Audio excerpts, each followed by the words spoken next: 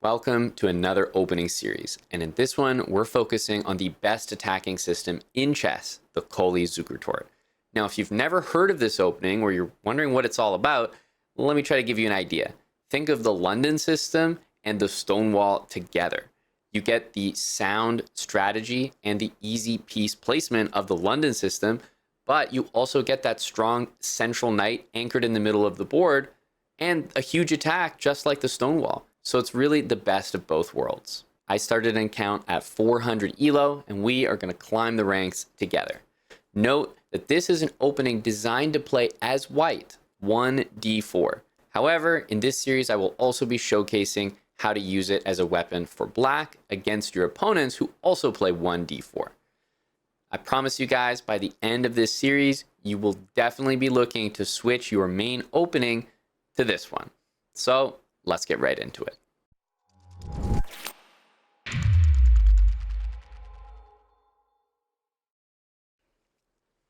Okay, we get our first game with the white pieces here. So play d4, e6. I'll go with the knight next. And yeah, remember, we're not interested in getting that bishop out. So able to make that very clear to everybody by just starting with e3, honestly. Right? This will remind you not to develop it at all. That's not the goal. So let's get the bishop out. We want a castle. And our opponent, whether he realizes it or not, he's low-key playing our setup as black. I don't know if he actually knows that yet, but he kind of is playing it. So like if we would if we would do the same thing, it's possible. So I'm going to play here. Let's see what he does. b3, bishop b2, we know. Oh, okay. Definitely could not have expected that. I'm just going to leave it for now and try to play this. Okay. Well, our goal is to put the knight on e5, so I have no problem jumping in there. Okay. That's all right. Interesting. g5, g4, g3. It's definitely a move. Okay, well, bishop to b2. Oh, okay, we just have pawns being pushed. I can't say I want to refuse a nice gift here. Okay, I mean, honestly, I'm just trying to play bishop I'm just trying to play bishop b2, man. I'm trying to showcase the goddamn system. Ay, ay, ay. This guy wouldn't give me an opportunity to just play bishop to goddamn b2. I'm not trying to mate you. I'm just trying to, like, play the system, man. It didn't have to end like this. It didn't have to be this way. All right. He really forced me to checkmate him there. Let it be known that the skeleton of his position was that of a speed. Now, let's say he played slightly more normal moves, you know? This is very much what we would be going for and expecting in the mid game. So hopefully at least the piece placement is relatively clear to everyone, even early on in this series. Like, I know it's like we just started. We barely have had a full example, but I promise you, this is what it's going to look like pretty much every time. And the knight is going to go into e5, and we're going to try to play f4. And that's basically the system right there. So get familiar with that, especially if this is something you're going to try to play. It's very easy to recall where the pieces go. So right here, that's what it should look like. The knight in, f4, and maybe get the queen or the rook up and involved somewhere over here, because that's where your bishops are pointing, and you get a pretty nice attack. All right, definitely gonna play pawn to d4, and I'm gonna play just e3 here. Whoa, this move is so fascinating. I'm compelled to play h3 to just okay. It's interesting. Because Gonna play bishop to d3. Okay, what's this guy up to here?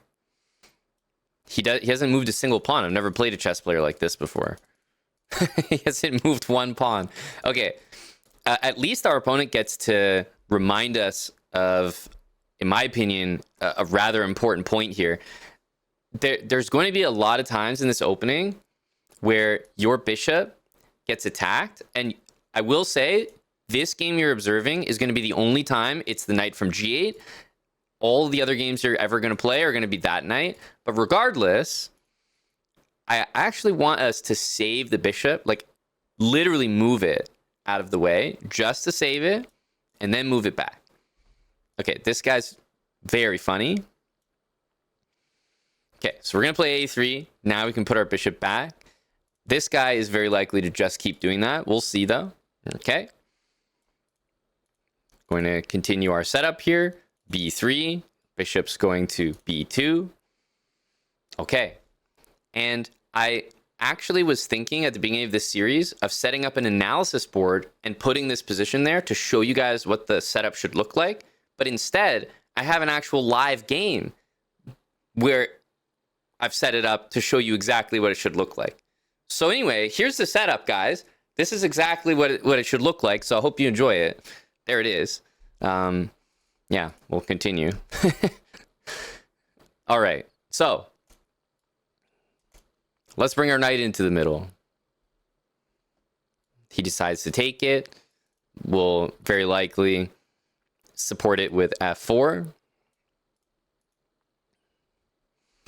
Okay, now our opponent's not giving us much here, so I would probably say this is a game where we can just keep pushing these pawns. But, you know, it's nice to know that we've got our system here. Okay. Okay, the guy's offering material. I guess we should take it. Oh man, this is definitely one of the games of all time here, folks.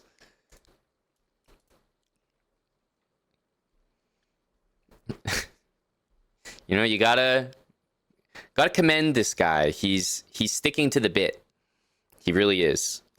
He's committing fully.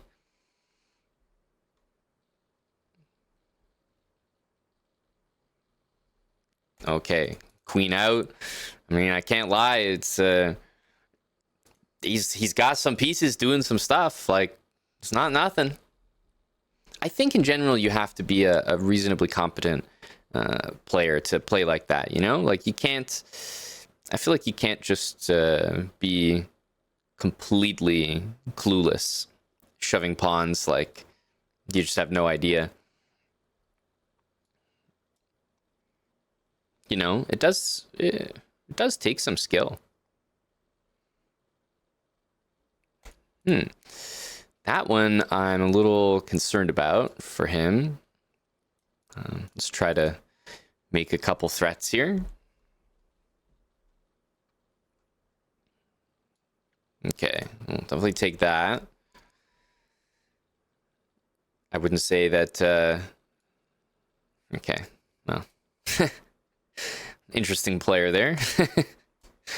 Well, at least we got a great demonstration, a great visual of what the opening should look like, you know? Fantastic stuff here.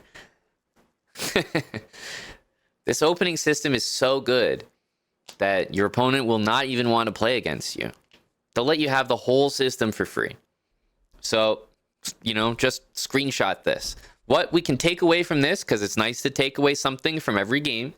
Truly, it looked like a joke, but when the knight came here to attack our bishop, I really want us to preserve our bishop. So there are going to be a few cases where that happens. Keep the bishop, tell the knight to leave, and literally put the bishop back.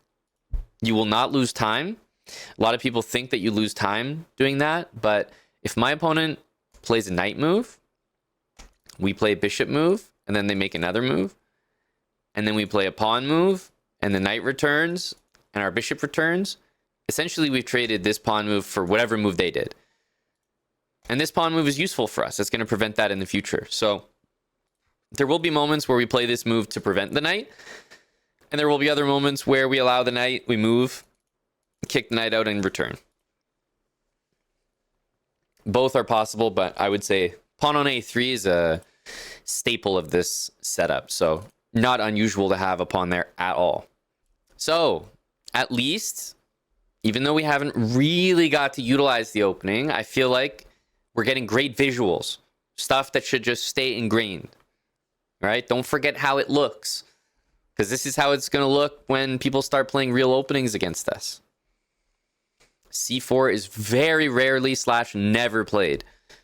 Same with c3. This c-pawn stays here, anchors our bishop, and allows this bishop to see the full board. And because our opponents are often going to have a pawn here, we don't want them to be able to open up the game. We want this pawn to like stay there.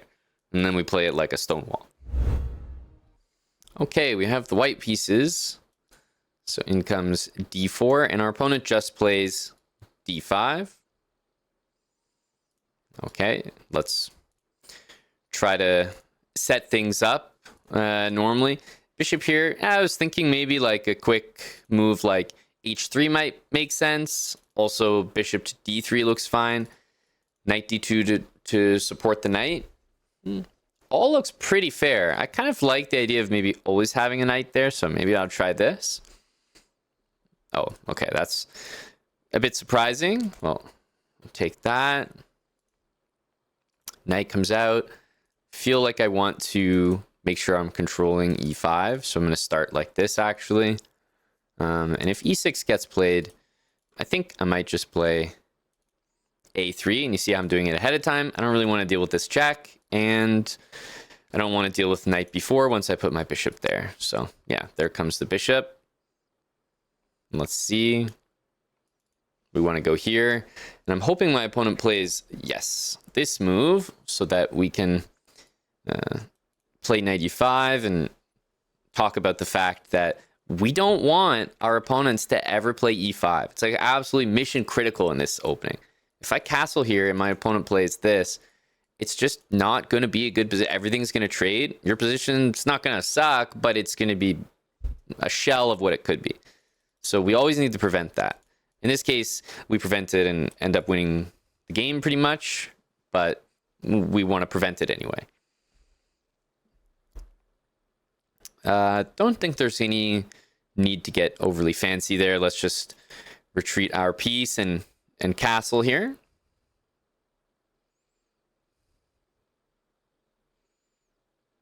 Now, knight c5 would normally bother me here, but in this case, I'm not sure that it does, just because I'm already up a piece, so I don't really have anything to...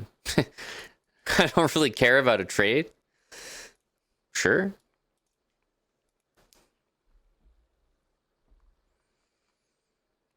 Okay, well, we just have one extra piece, so really nothing going on here. We can make a threat. One of these moves, maybe to keep up the pressure. I'd like to go here, but definitely e5 will do a good job at handling that. So maybe we can do this, maybe this. I might try queen f4. I have a feeling that we could end the game pretty quickly with bishop to f6. f5 is actually a reasonable move by him. We're just trying to mate basically like by any means possible here.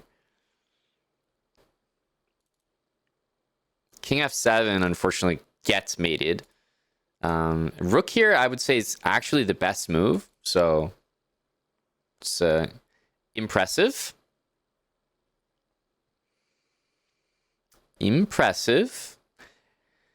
There are many ways to try and conclude this game.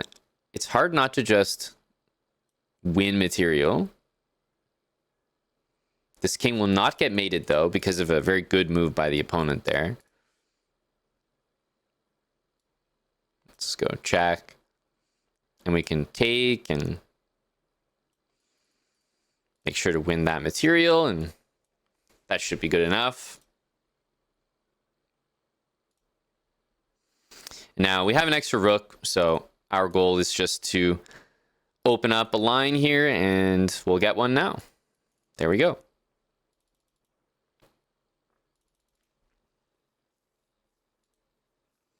Now we even have a pass pawn.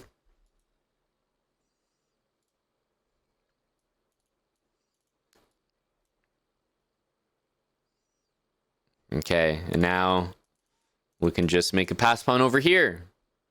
There's no way he can cover everything. We have a pass pawn here and a pass pawn here. Well, it's coming.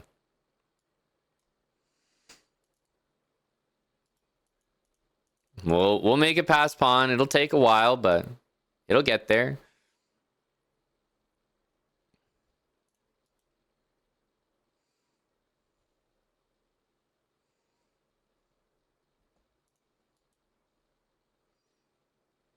I think at this point, queening with check will be sufficient.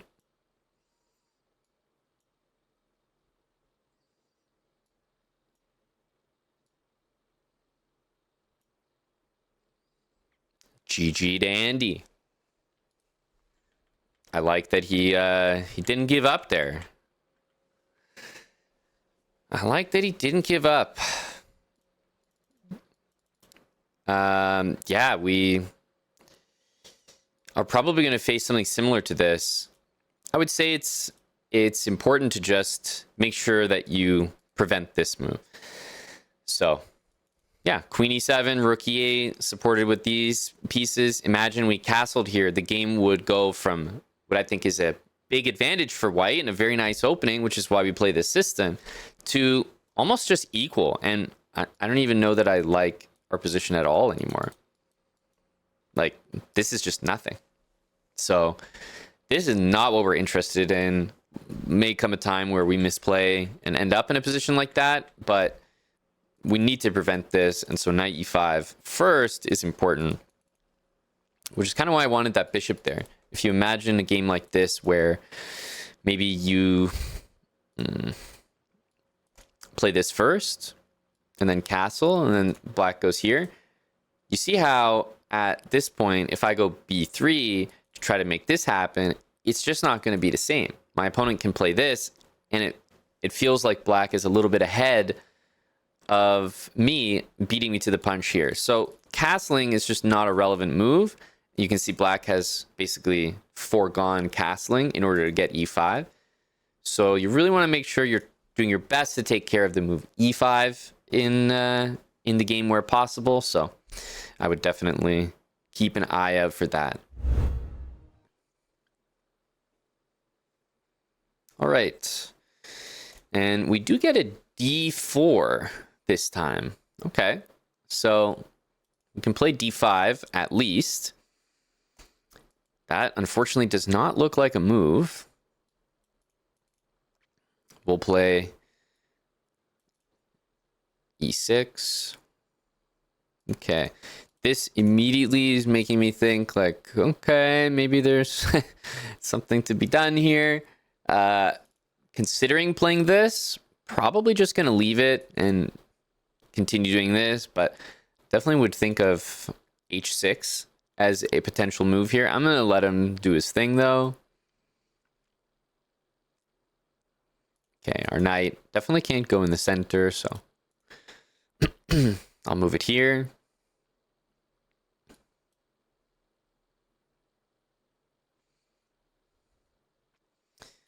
Let's get our bishop out. I was actually thinking about bishop e7 would kind of force f4, but maybe f4 is sort of what he wants to do. So let's play a different move.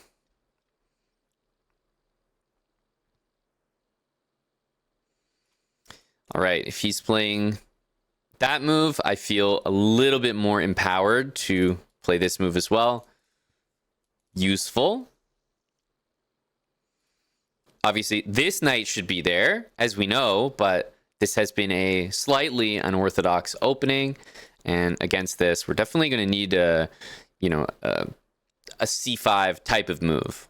It's going to be hard, I think, to deal with this position without a c5 move. So if we don't get something open, it's going to be uncomfortable. I wouldn't have given up the dark squared bishop if I were him. Let's see what we can do, though. I kind of want to take this pawn. If I take this way, then it looks like we have to take back. But I think we have a little bit better. I think we can take and probably go bishop e5 and pin this knight, and then go queen a5 and pin it again. That looks very strong, especially because I think he's going to play queen d2, and I don't see an answer to this.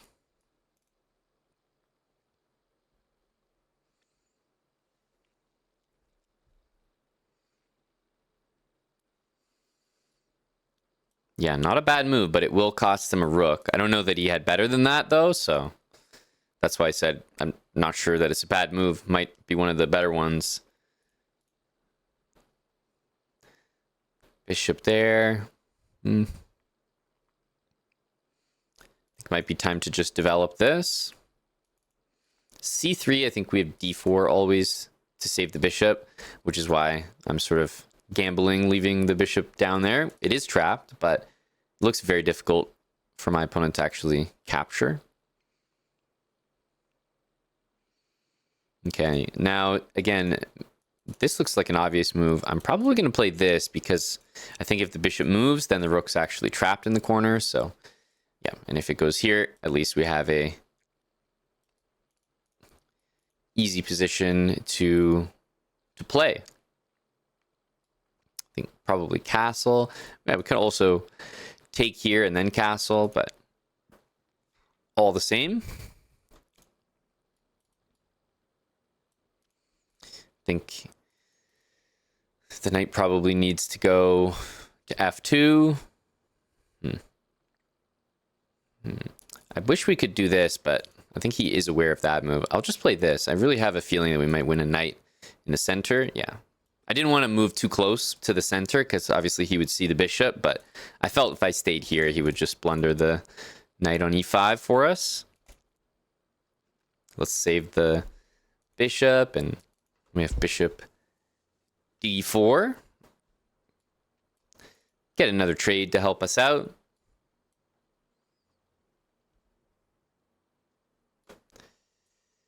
And we can try to double the rooks here. It isn't a tactic, but I will definitely do this rook e3 move because a rook for a rook is a great thing for me to do right now.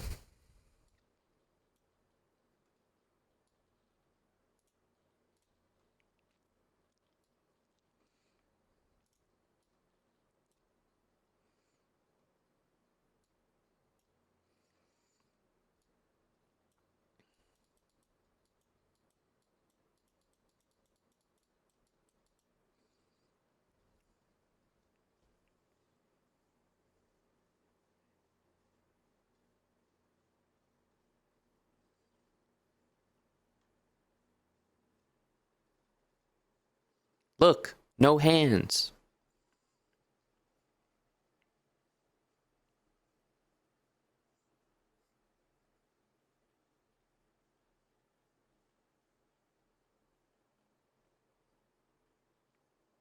GG. GG.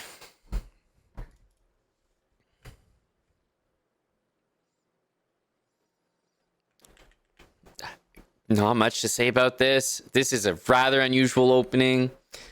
You could always just play the game more normally, but keep in mind, I am also trying to deliver the skeleton of the system that we're playing. So I'm not always playing what I would consider maybe to be the objective best move against what I'm up against, because I am still trying to showcase this system to the best of our ability. Love c5 here. Yeah, compared to e5. e5 is just not really a part of the opening. To be honest, this move isn't either, but our opponent kind of forced the knight to go this way. So how am I going to develop this knight? I can't put it there. And if I'm going to put it here, I certainly want the pawn in front of it. So that was the logic there. But yeah, playing this against d4, even here, was not so smooth because our opponent played some weird stuff. All right. The black pieces again. At least with this one, we're going to... Okay, this guy is offering a trade, but I need to showcase... No, I'm not trading. Get lost. Get out of here. Oh, my goodness. Little bro got me on this side now. Come on, man. Killing me out here.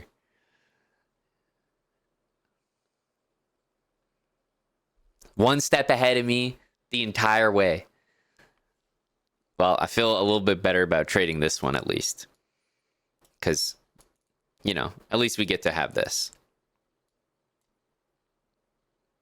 There we go. Okay.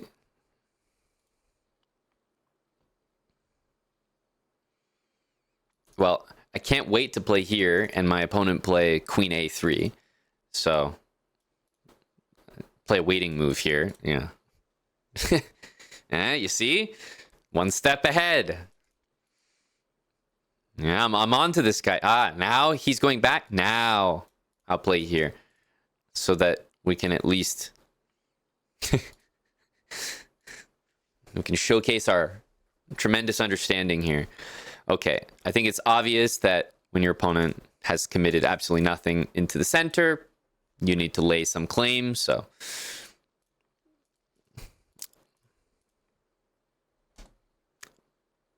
Okay.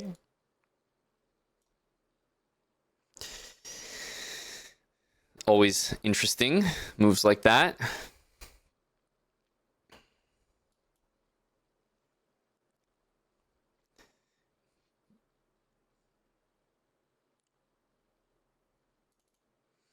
Okay, let's continue to expand.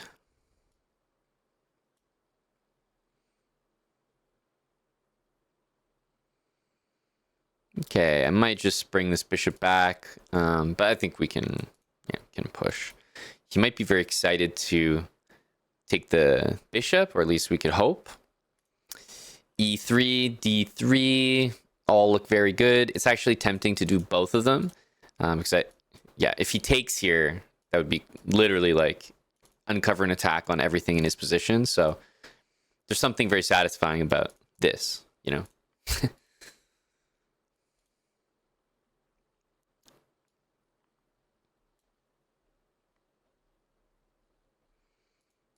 I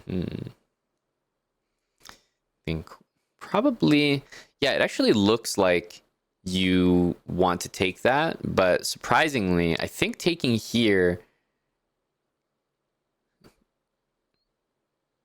I almost want to say it leads to checkmate faster. And then I realized that he could play Queen B2 and Long Castle. But you know what? I'll let him find that, because that's a beautiful escape. To remember that you can still castle here. Unfortunately, he walks right into it. GG. He deserved to escape, honestly, if he remembered that he could still castle on move 25. Didn't quite find it, though. You guys are saying he moved his king a bunch of times. Guys, this is 400 ELO. I don't think you understand. This is... there's no rules down here. You're telling me at 400, if he castles his king, that black's competent enough to call that out? I don't think so. You kidding me? This is street chess down here. Anything goes. Right? If you can put the moves on the board, it's all good as far as I'm concerned. I mean, this guy seems to be doing a challenge where he wasn't able to like touch the entire center of the board. I did a challenge like that before. But once again, we get our system. If the guy's not doing anything in the center, I recommend just chucking the pawns up the board. Your pieces will all be on naturally good squares anyway. And as you can see here, everything was hanging. So everything was hanging. Not much to say about that. All right, we're playing D money. Okay. I got D4 for D money. And we get to play against D6, which, as you can imagine, is tough to play against, but very similar to how the stone wall can still exist against D6. I would say it's similar here.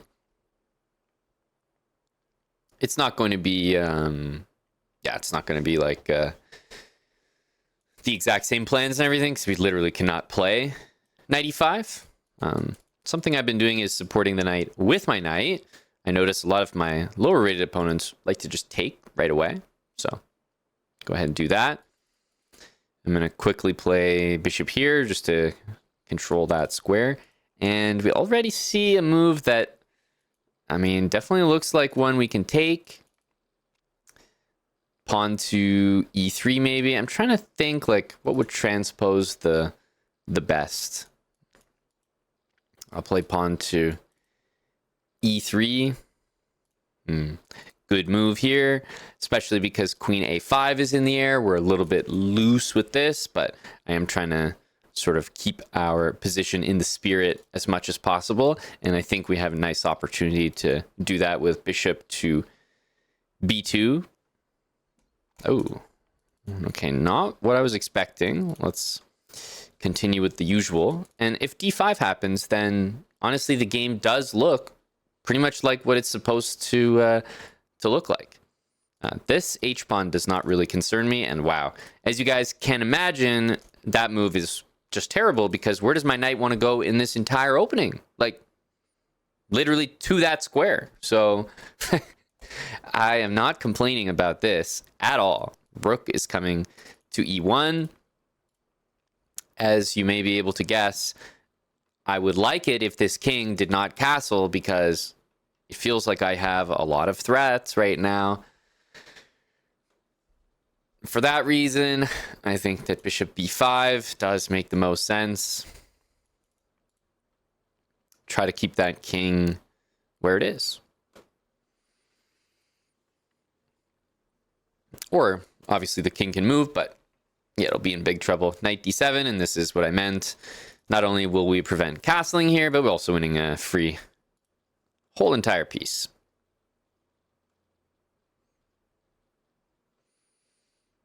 Okay, even though the bishop's attacked, I definitely think that the rook coming to e1 is the way to go. So let's take this, and I'll be shocked if there's no there's no mate coming up. I mean, yeah, rook e1 is just lights out here. This is even pinned. The king is stuck. Queen e7 is the only move, and it's just, yeah, it's just absolutely brutal after that.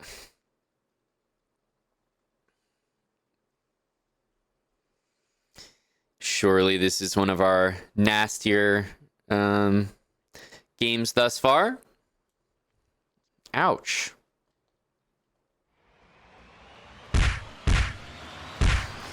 That's gotta hurt.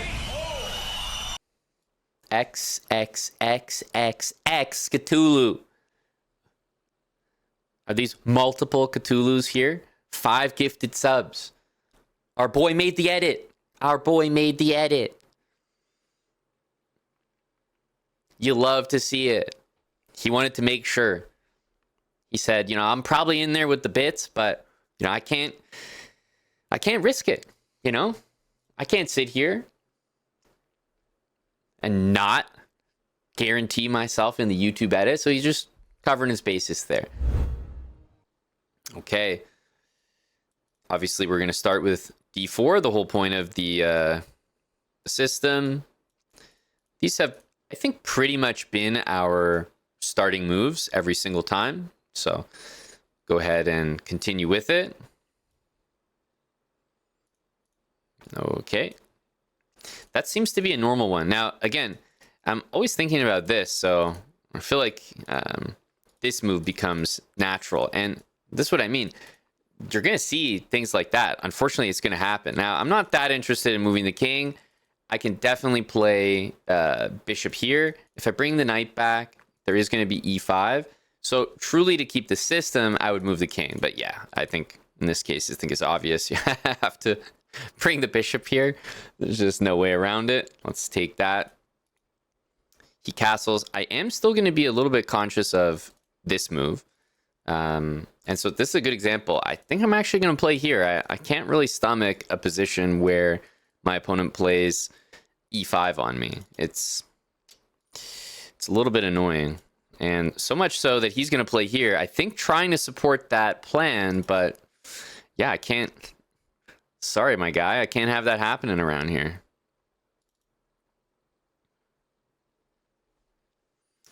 Knight to h6. Knight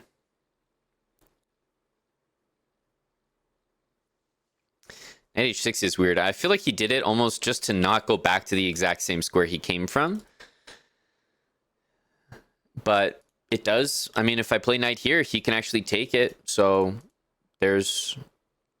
Yeah, I think there's actually quite a bit to say, hey, that makes a lot of sense. I'm actually looking at the move e4 here. We have a game without the bishop on b2, so things are a little bit different. One thing that I will stay consistent with is that c-pawn basically never moves. E4 I could see happening in a lot of positions, but pretty much never c4. Not really the move we like. Let's bring the rooks into the middle. Definitely like this one aimed at the queen, especially with this move happening. Never really know what what's going to happen when the position completely opens up like this. For example, we could take here, but there is e4 to deal with. I'm not too sure. Taking here might lead us down a road where bishop h7 is available at the end. So I think both of these are reasonable. Taking here makes some sense. Well played to our opponent. Definitely think we want to take here, but the rook can take. I don't really see anything we're doing after that. I think we're going to go f4.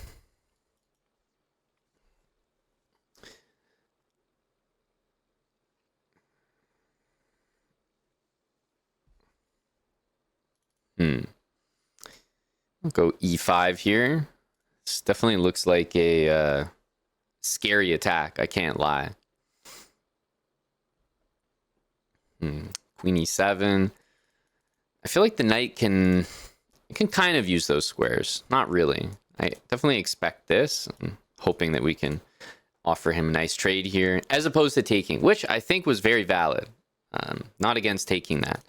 I like our position. I wish I could keep the knight there, but I think if he wants to, he could try to get the knight involved. Like, for example, right now, knight to f5, definitely playable. I wouldn't mind seeing it, though. We got a big pawn storm coming with g4. This move makes a lot of sense. Can try to push. Yeah, there might be a move like this. I'm thinking about that. I think it makes the most sense to connect the pawns for the moment. g6, I think we're going to take it. And probably c4 next as the next move. Yeah, we're going to have to take that.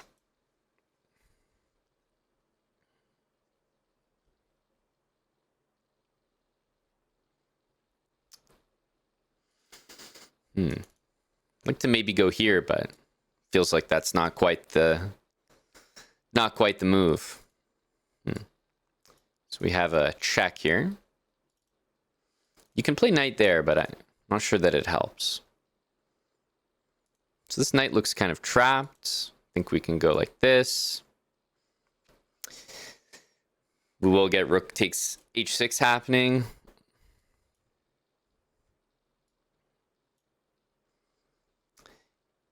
GG to the GOAT. Certainly the GOAT of our speedrun so far. Important to look at the beginning of this game because, you know, there's going to be move orders that we need to...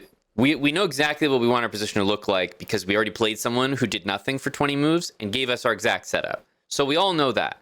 But getting to that exact setup, you can definitely do in a good way or a bad way, depending on what moves you see from the opponent. So I would say that here we had to play bishop d2. It doesn't mean our position is bad, but I prefer to have the bishop on b2, to be honest with you. Now, we didn't have to play that move. We could have played this, right? And then this. But obviously, what I didn't like was the bishop coming to d6. And although I have a good position here, it's good for a few different reasons. I would probably need to play c4 and it would just be a different opening. Like, white's position is great here, but we can't really maintain the same because we're a bit too slow. So that's why I played b3, because I wanted to control this square as soon as possible. And yes, of course we could castle, but once again, our opponent is kind of achieving this before we get our bishop there. So these positions are fantastic, but they're fantastic because I can play c4 and play it like a totally different game. That's not really what we're trying to do here. We're trying to keep the system. So that's why sometimes we're getting in these like unusual positions, because if it was me, I would just play c4. But we want to make sure we're, utilizing the same setup every single time. So that's why I sometimes get caught in these spots where there's a great move on the table, but we want to play the move that sticks to the system a little bit more. And even though this game sort of went a little bit of a different direction, even though we traded, we made sure to still get our knight to e5 and try to prevent that. I'm thinking to myself in the openings that bishop g4 is something where we can definitely expect. That's felt pretty common. I've seen that, I want to say, at least 50% of our games so far. He played well for his rating. I agree. Totally agree. Okay. Start with d4. We do get d5 immediately. Okay, it feels like this is actually going to be a thing that we see often. I'm wondering, is there a specific order of moves that we should be choosing? It's kind of like if this is going to be common. Not too sure. This feels very, very, very expected. Like we've seen it almost every time now. Go with this knight. So it definitely has me thinking that there's probably a good move order to be had there. Okay, in with the knight. Once again, if I'm thinking about the incoming potential e5 move, it definitely has me trying to play b3 here. h3 is also a move I think we can throw in. Just e6. Yeah, we can go here, but I think a3 does make some sense. Let's start with bishop here and see if we need a3. We kind of know what moves we want to play, but they're not always the easiest to make happen. Okay, it might be time to at least figure out what this bishop is up to. Let's do this.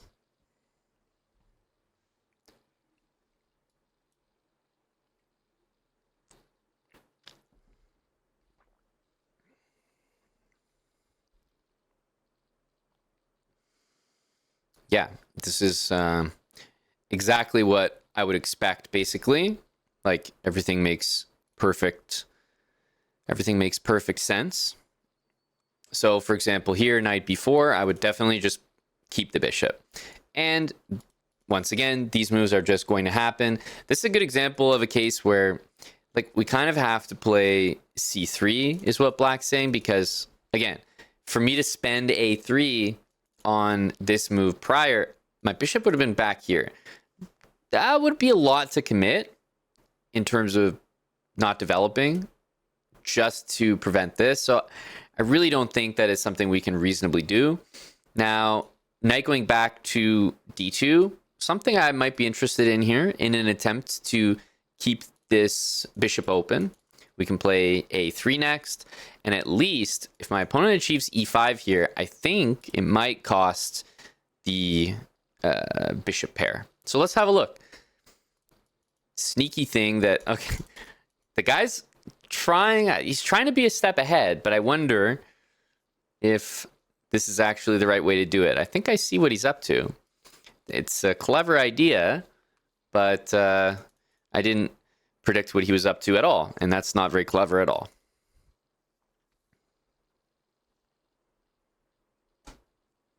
Yeah, no, I was wrong. I was wrong. I did not see that. Okay, bishop back. What else? knight into e4 here. We definitely have to take it to save our knight on d2, but we're up a piece here, so any kind of trade would be fine.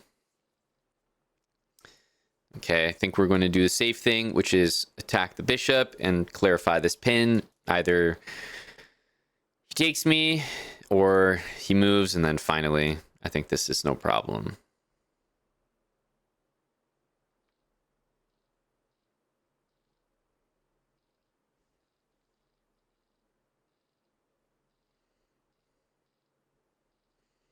We have that extra piece here. This is a good idea. Might be too little too late. I think it's safe to take this with the bishop and then just move our queen out of the way of this pin. That's one good way to do it. Maybe it's possible to take this way and go bishop c4 check, but that does seem a little bit unnecessarily fancy. And then on top of everything, I think we can bring the knight to f3. So I think this must make the most sense. Like, get out of the pin and trade. Maybe we could play rook to d1. There's only one open file here. Okay, that's particularly useful. Get to win a pawn and trade. Queen d5 might even... I was going to say trade, but I guess we're actually just winning the piece.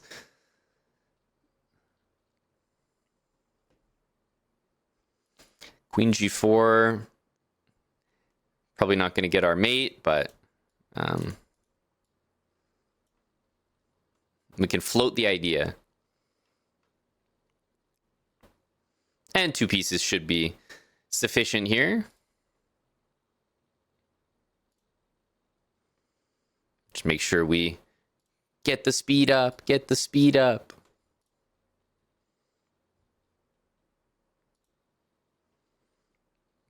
Just got to be faster than him.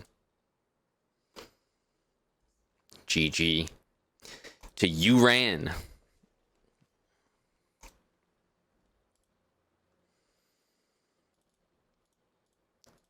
Once again, feels like that bishop g4 move. This is like the move of low elo. It's really making me wonder, like, what is the best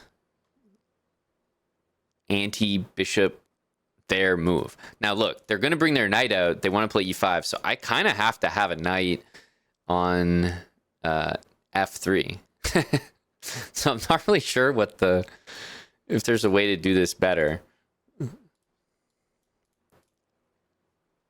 I mean, this does make some sense. It's funny, yeah. I feel like we're gonna see this often, and against this specifically, like, what to do? I wonder, because it's happening so often that I'm like, okay, maybe there's like a specific move order that's like the best. Like, do we immediately go here? Do we immediately go here? I don't think so. You know, definitely comes to my mind though.